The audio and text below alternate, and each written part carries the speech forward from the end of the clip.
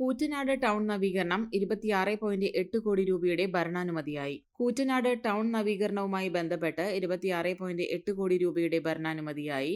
സ്ഥലം ഏറ്റെടുക്കലിന് 13 കോടിയും നിർമ്മാണ പ്രവർത്തനങ്ങൾക്ക് 13.8 കോടിയുമാണ് അനുവദിച്ചത്.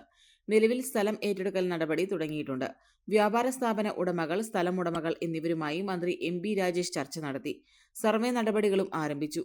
കൂറ്റനാട് സെന്ററിൽ നിന്ന് പെരുമ്പിലാവ്, പടിഞ്ഞാറങ്ങാടി, തൃത്താല, പട്ടാമ്പി എന്നീ 4 റോഡുകളിലേക്കും 300 മീറ്റർ നീളത്തിലാണ് പദ്ധതി. മീഡിയൻ, സിഗ്നൽ ലൈറ്റ് എന്നിവയും സ്ഥാപിക്കും. ബസ് ബേകളും വെയിറ്റിംഗ് ഷെഡുകളും സ്ഥാപിക്കും. നവീകരണം പൂർത്തിയാകുന്നതോടെ കൂറ്റനാട് ടൗൺ മുഖച്ഛായ തന്നെ മാറും. കിഫ്ബി വഴി സംസ്ഥാനത്ത് ഗതാഗതക്കുരുക്ക് രൂക്ഷമായ ജംഗ്ഷനുകൾ ആധുനിക രീതിയിൽ നവീകരിക്കുന്നതിനായി 300 കോടി രൂപ അനുവദിച്ചിരുന്നു. ഇതിന്റെ ഭാഗമായി മന്ത്രി എം.ബി. രാജേഷിന്റെ ഇടപെടലിലാണ് കൂറ്റനാട് ജംഗ്ഷൻ നവീകരിക്കാൻ തുക അനുവദിച്ചത്.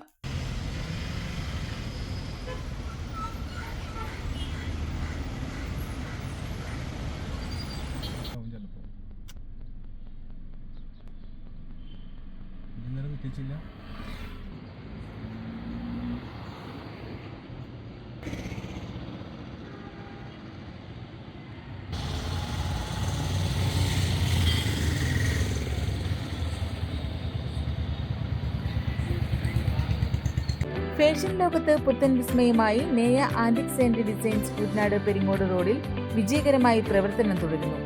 ആഭരണ പ്രേമികളുടെ മനം കവരുന്ന ഡിസൈനുകൾ ഇനി വാടകയ്ക്കും ഓൺലൈനായും പർച്ചേസ് ചെയ്യാം. ഒപ്പം ഏറ്റവും പുതിയ ഫാഷനിലുള്ള ചുരിദാർ, കുർത്തീസ്, കോട്ട് സെറ്റ് എന്നിവയുടെ അതിവിപുലമായ ശേഖരവും ഉപഭോക്താക്കൾക്കായി ഒരുക്കിയിരിക്കുന്നു.